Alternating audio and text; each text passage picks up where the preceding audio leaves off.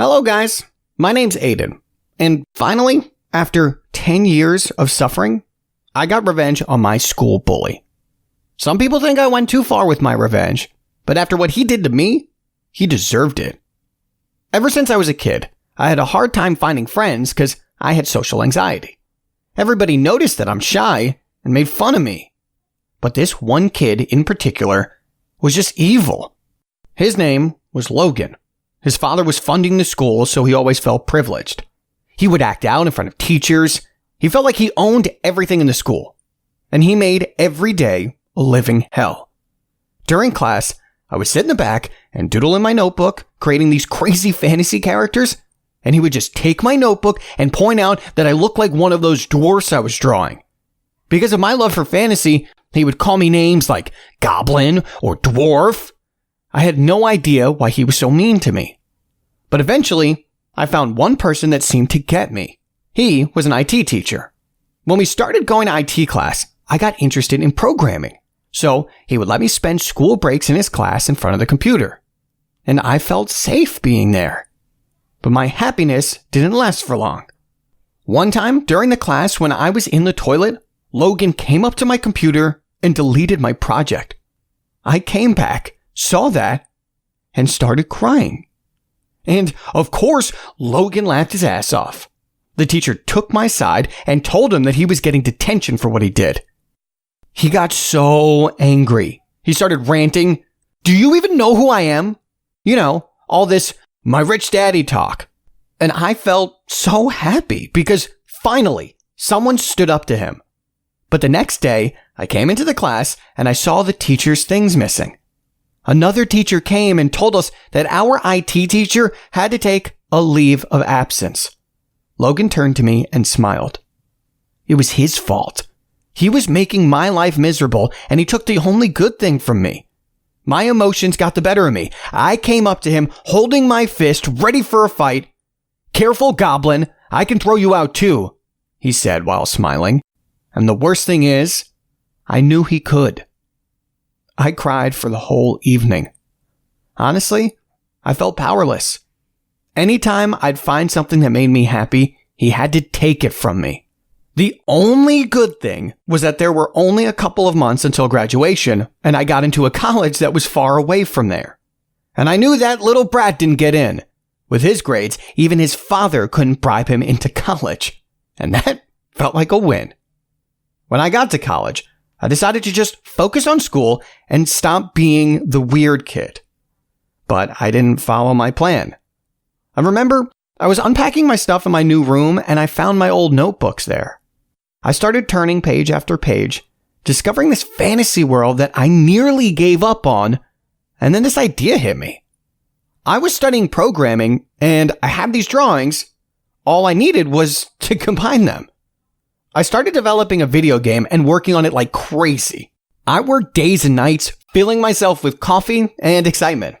After a couple of months, the trial version was done. I uploaded it onto the internet and just hoped that somebody would see it.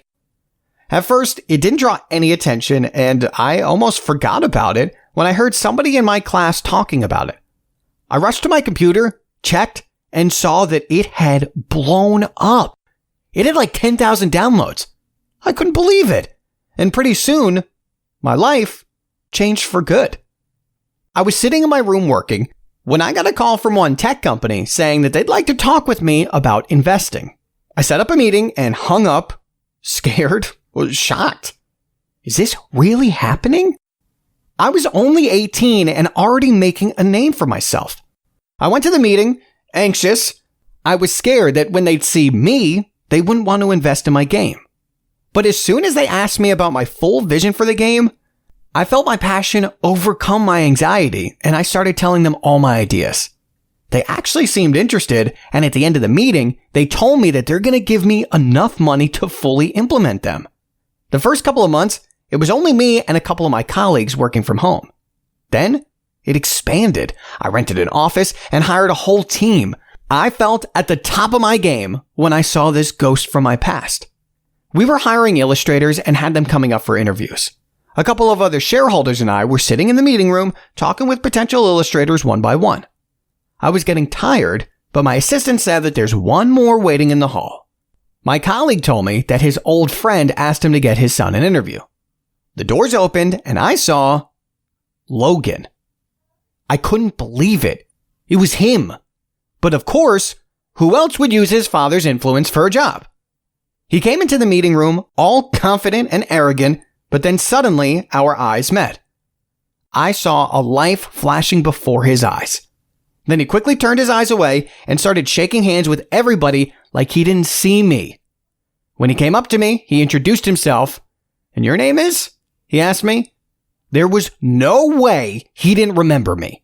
He was really getting on my nerves, but I didn't want to look unprofessional and cause a scene. So all of us sat down. My colleagues asked him a couple of warm-up questions. They all laughed.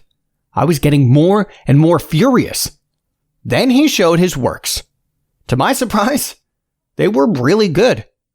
Logan was actually winning my colleagues over. I found myself in the most difficult situation. He was the best candidate, but I couldn't imagine working with him in the same room. When the job interview was over, I volunteered to show him his way out of our office so I could talk to him in private. "Look," I told him, "you can stop acting now.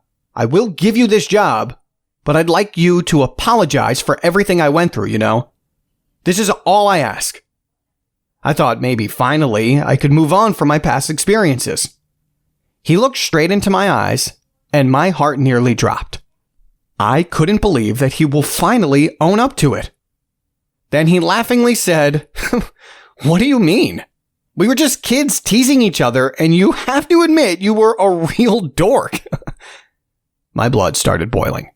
Here I was, trying to be the bigger man, and he was disrespecting me all over again. "So, see you next week?" he asked. I couldn't let him treat me this way anymore. "Remember how you called me a goblin?" I replied. "Well, the goblin is a mischievous and malicious creature by definition. You'll soon find out what I mean." He scoffed and left the building. Soon enough, I had this award ceremony coming where most of the industry's top people would gather. Our game was getting an award, and I had to go on stage to make a big speech. I was preparing the speech for the whole month, but as soon as I walked on stage, I knew that I had to change it. I told them my story, about my drawings, about Logan's horrible bullying, and about me. Finally getting recognition and meeting him in an interview. I made sure everybody knew what I went through and knew who was responsible. After a couple of days, I met my ex-classmate and he told me that Logan is in deep debt and has a hard time finding a job. I know what I did might seem petty, but somebody had to do it. Some guys always feel like they have the privilege to make other people's lives miserable without consequences. And this was my story to tell. I finally feel free. It feels like it's only the beginning of my amazing story. I'm working on the 3rd edition, and the whole franchise is estimated to be worth around $1 million. I could have never imagined that my dreams would get me this far. I wish I could go back to 10-year-old me and tell him to stop being ashamed of being different. Because you only need one person to believe in you, and that is yourself.